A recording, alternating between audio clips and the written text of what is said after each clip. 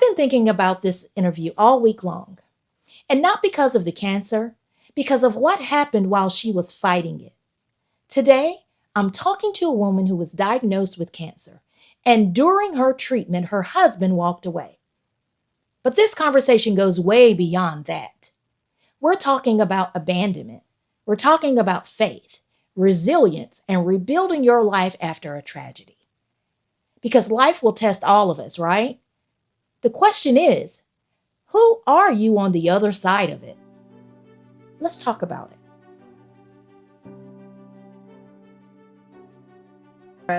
I Yes, think ma'am. you are absolutely beautiful. I love your bald head. Thank you. Thank you. You and I have talked. We're cousins, and Mhm, it, we've talked, you know, a few times. mhm. But I want to know how and where did you get your strength and your faith from? Well, I was raised in the church. Ever since a little girl. I am fourth generation pastor. So my dad, my grandmother, my great grandmother were all pastors.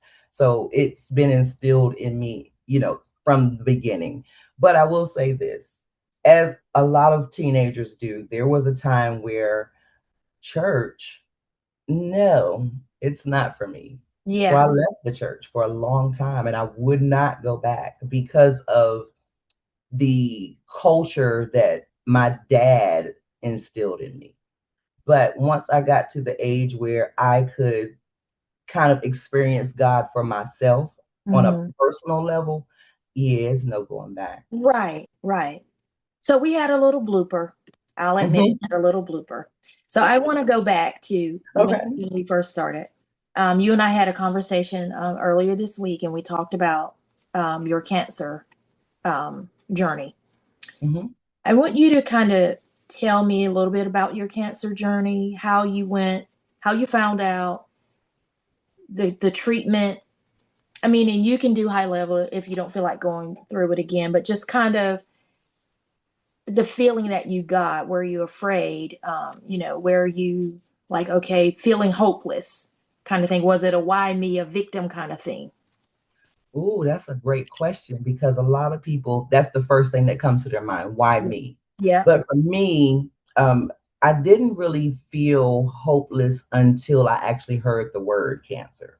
So all the tests, the mammograms, the scans, the biopsies, I didn't feel hopeless then. But when I heard the word cancer, it was like, wait a Mm, minute. yeah. Now life stops, right? Yeah. So now how do we move forward from this? So once I heard the diagnosis, which was in March of 2019, it was at an aggressive stage, they said, so they wanted to start immediately. So I got the diagnosis one day, got the port put in the next day, and had my first chemo on day number 3. Oh wow. So, yeah. Wow. So yeah, it was a lot to kind of comprehend. I couldn't process everything. It actually got to the point where um, when my mom finally came down, she came down like the day after my first chemo, which was when I got the sickest. So I would take her to my appointment so that she could listen to what they were saying because I just couldn't process. Right. Right. I started writing a journal so I could remember what I was going through, and it was tough. It was tough, and there were moments where she had to encourage me to Yeah. say, "Hey, you can do this." Yeah. And I mean, in the beginning, it was like, "No, I can't. I really cannot do this." But her encouraging me constantly, like, "Remember who you are. Remember whose you are. You Right. can make it." And even outside of the spiritual aspect, you are a Hewitt. You know what I'm saying? She would Right. remind me of Right. my grandparents and stuff. Yes. So, okay, now I have to believe this. And being strong is something that you can't really practice. You just either are or you aren't. Right. Right. So Right. the strength came. Um, so when you say you didn't find the strength, was it because you were so weak from the chemo, or was it your emotions were just so out of whack? Sometimes you ever been so sick you can't pray? You ever been so depressed you just Absolutely. can't pray?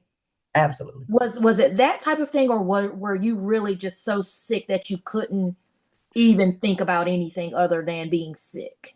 both.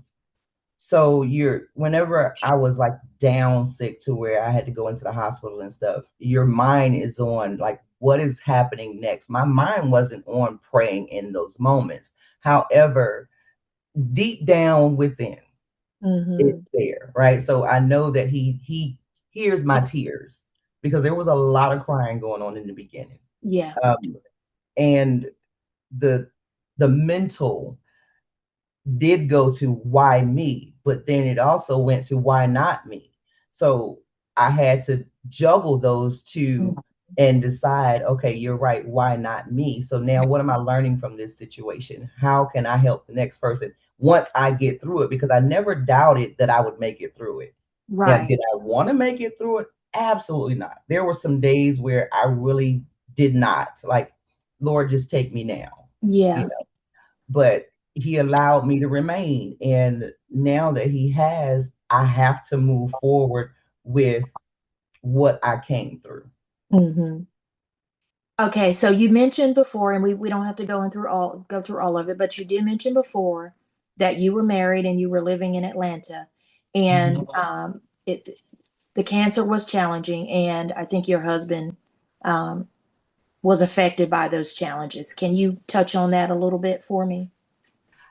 I don't know so much that he was really affected. He was a narcissist, right? So he was also an opportunist. So when I got the diagnosis, and I actually got the diagnosis over the phone, not in the Oh wow. doctor's office. I was in North Carolina visiting my mother, and they called me, and I got the diagnosis over the phone. So I Mm-hmm. went immediately back home, which was a 6 hour drive.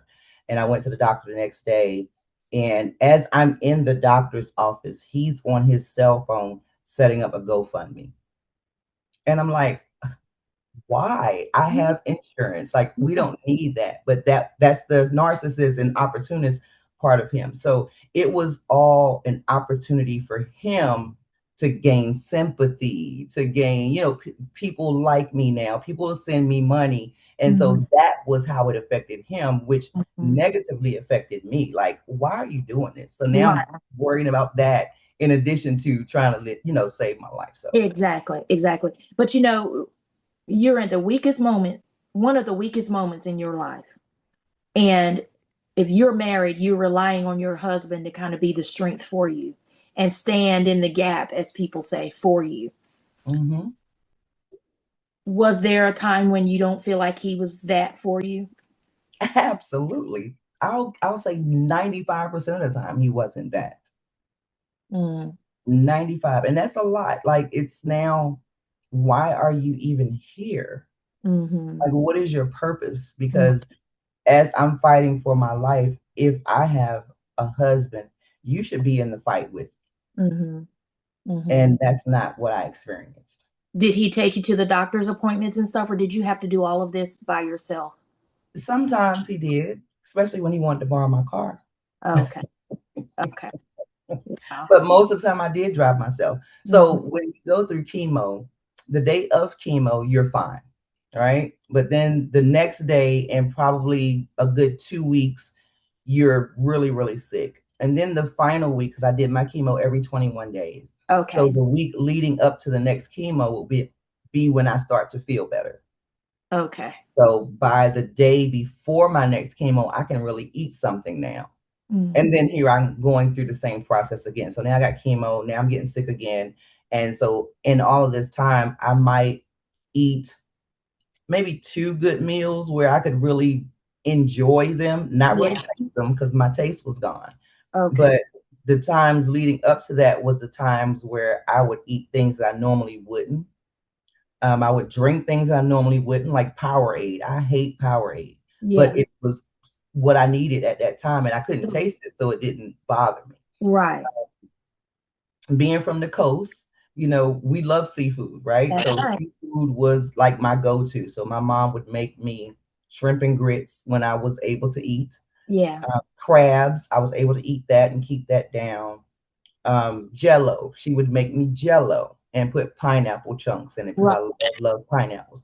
And Yeah. those were my three go-tos. Okay. So we always had that in the house. If it was Mhm. nothing else, we had Jello, we had shrimp, and we had some crabs. Yeah. So going through all of that, like the sick moments. Okay, now I'm eating my peppermints. Now I'm drinking Powerade. Now I'm, eating the little stuff that they're telling me I need to eat just so I can maintain. Yeah. So I worked with this lady, and what a trooper she was. But she came up with these baskets for Mhm. cancer survivors. And I just talking to her, I think a lot of people don't really know what cancer survivors need. They might bring these fruit or sending flowers and stuff like that.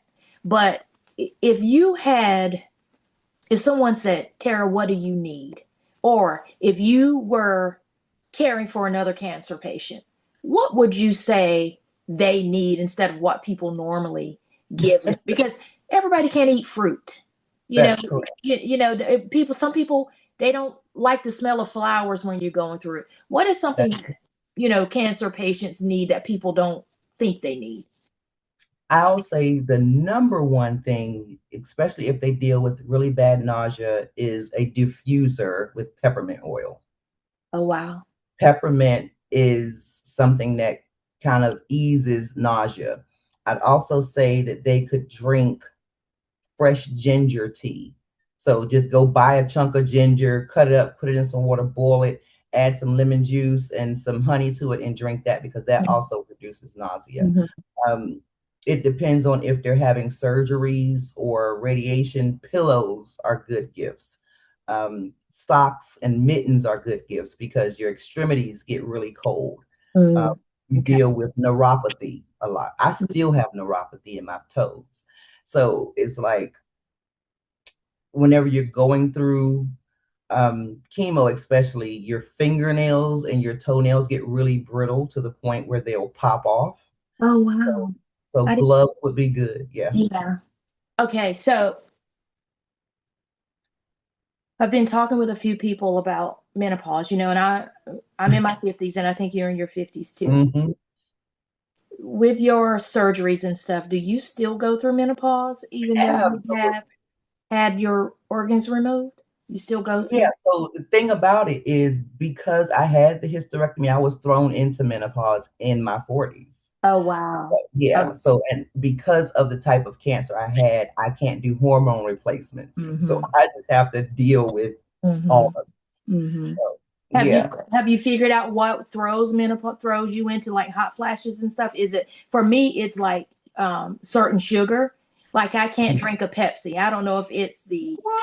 syrup in it or if it's the sugar in it. But I can drink a Mountain Dew, but I can't drink Pepsi. Honey, Mountain Dew is it for me. I haven't really figured out exactly what throws, and I can tell you some things. So like when I get out of the shower and I get in bed, if it's really, really cold and I pull the cover up over my head, I'm gonna have a hot flash immediately. Mm. Um, if I lay down after I've been up for a while, I'm gonna have a hot flash as soon as I lay down. It's like my body knows when I get horizontal to heat me up.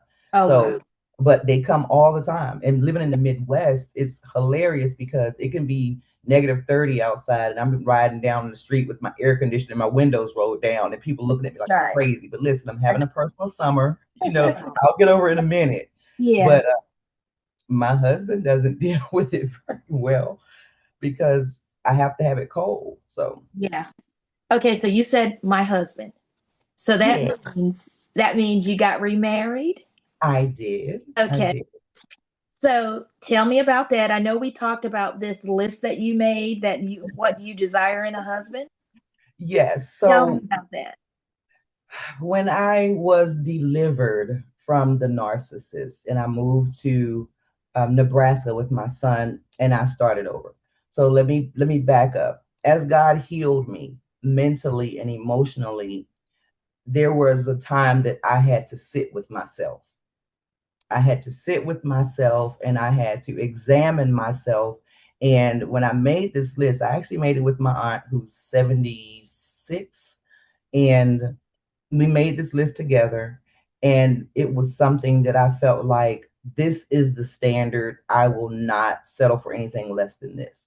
So as God is healing me and I'm making this list, He's also preparing me to be the same thing that's on the list. So Uh-huh. it's kind of like I can't ask for, a Rolls Royce person and I'm acting like a Toyota, That's right? right. That's So right. I have to be able to match the energy. So He's preparing me in the same time.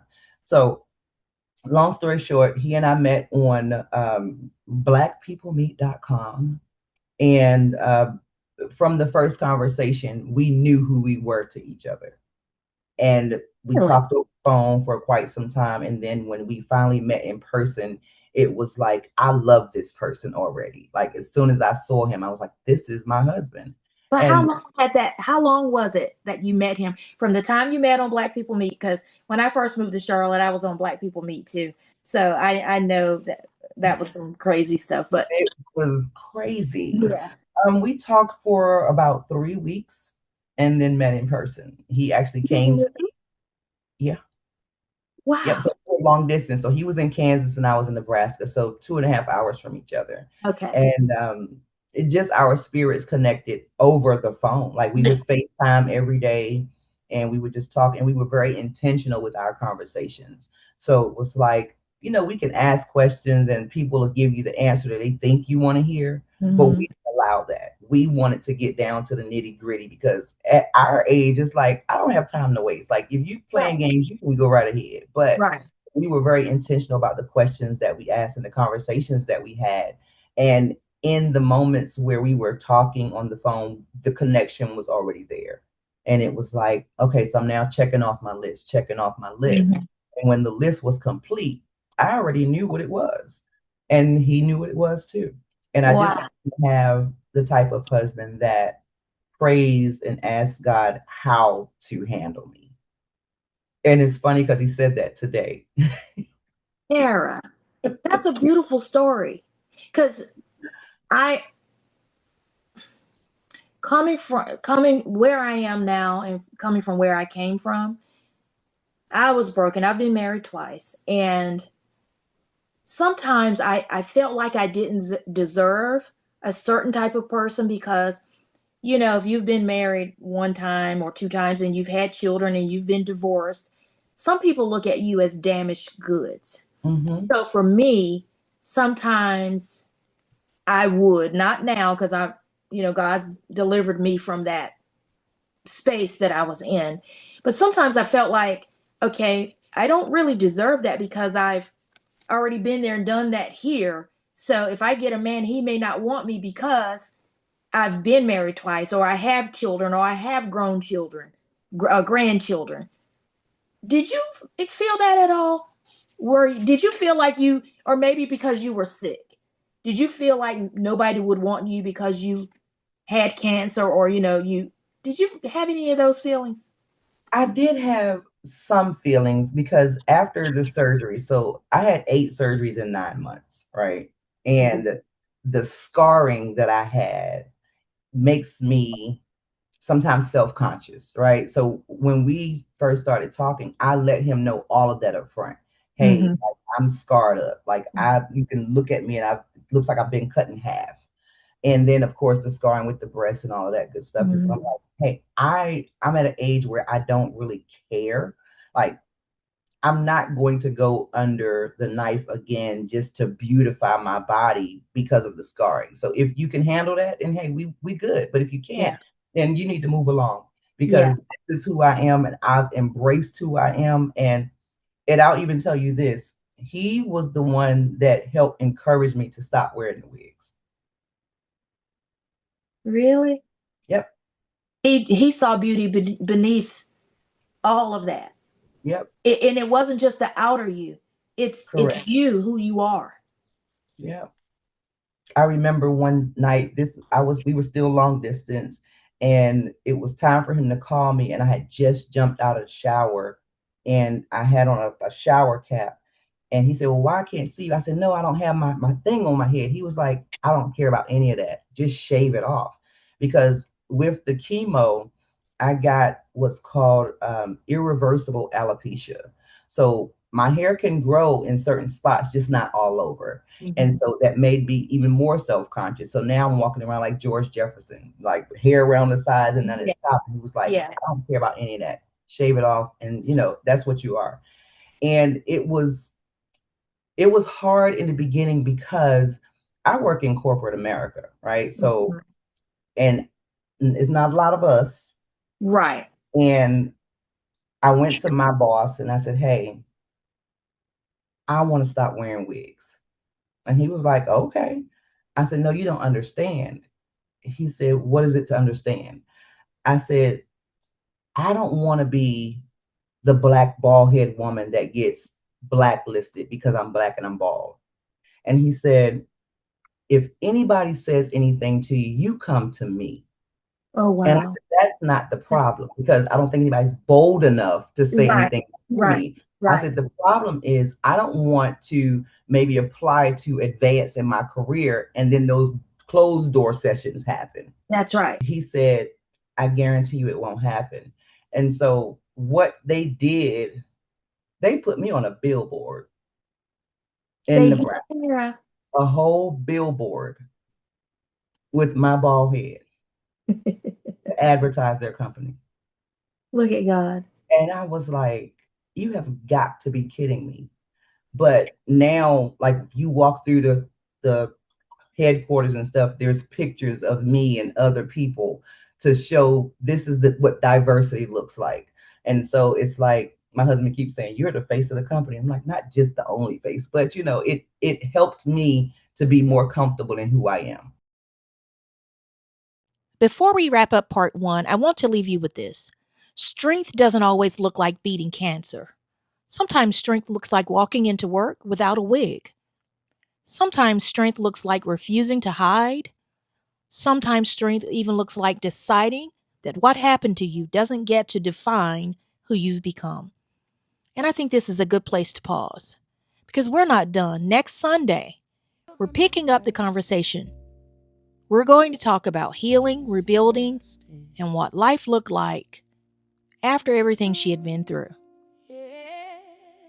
I'll see y'all next Sunday.